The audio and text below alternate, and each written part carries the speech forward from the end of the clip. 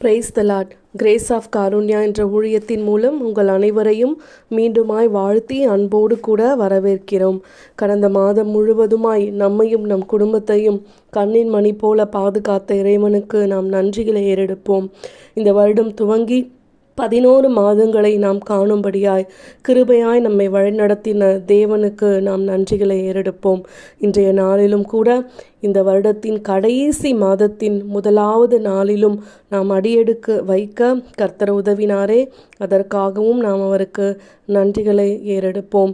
இந்த நாளிலும் மனதார நாம் ஸ்தோத்தரித்து, ஆண்டவரே, என் வாழ்க்கையில் நீர் செய்த நன்மைகள், நாங்கள் கடந்து வந்த பாதைகள் எல்லாவற்றிலும் எங்களுக்கு உடனிருந்த உம் தயவுக்காய் நன்றி என்று நாம் சொல்லுவோம்.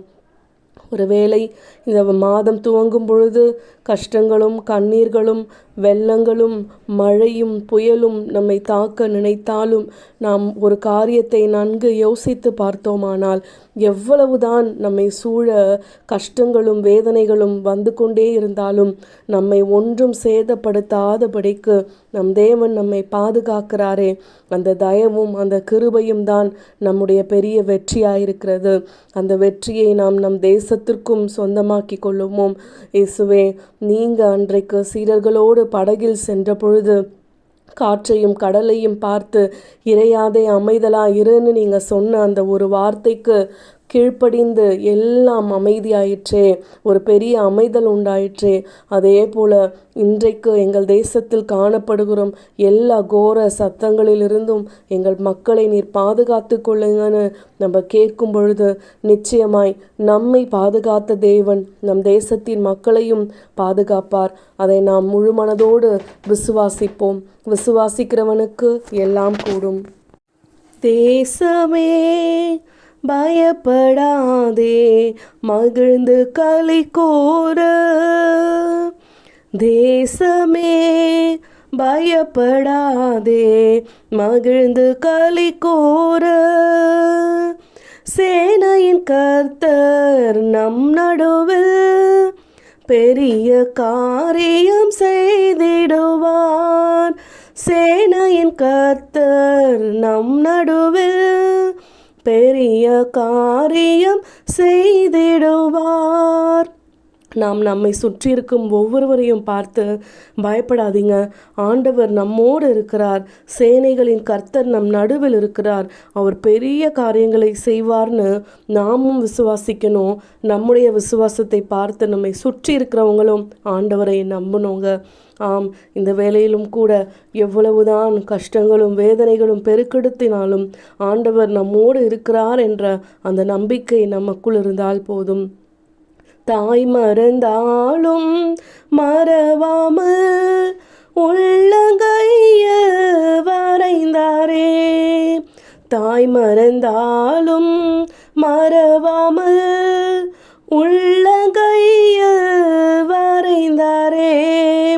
வலக்கரத்தாலே தாங்கி உன்னை சகாயம் செய்து உயர்த்திடுவார். வலக்கரத்தாலே தாங்கி உன்னை சகாயம் செய்து உயர்த்திடுவார். தேசமே பயப்படாதே, மகிழ்ந்து களி கூற.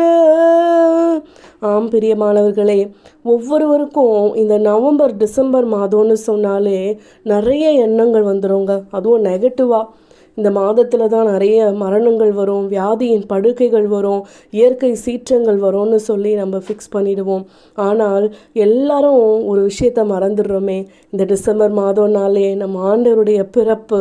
நமக்காய் இம்மானுவேலராய் நம் பாவங்களை எல்லாம் போக்க வந்தவராய், நமக்காய் ஜீவனை கொடுக்க வந்தவராய் ஒரு கிறிஸ்து பிறந்தாரே. அதை நாம் மறந்துடுறோம். இந்த நாளிலும் நாம் ஒவ்வொருவரும் அகமகிழ்வோடு மகிழ்ச்சியோடு உள்ளத்தின் ஆழத்திலிருந்து எந்த சூழ்நிலைகள் நம்மை நெருக்க நினைத்தாலும் ஆண்டவர் அவற்றையெல்லாம் மாற்றுவார்னு சொல்லி கிறிஸ்துவுடைய பிறப்பிற்கு நாம் ஆயத்தமாகுவோம். சர்வத்தையும் படித்தாண்ட சர்வ வல்லவர், சர்வத்தையும் படைத்தாண்ட சர்வ வல்லவர் இங்கு தாழ்மையுள்ள தாய்மடியில் தலை சாய்க்கலானார். இங்கு தாழ்மையுள்ள தாய்மடியில் தலை சாய்க்கலானார்.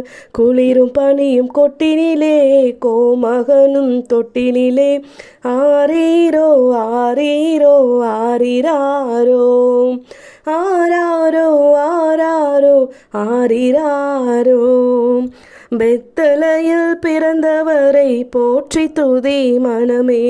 பெத்தலையில் பிறந்தவரை போற்றி துதி மனமே.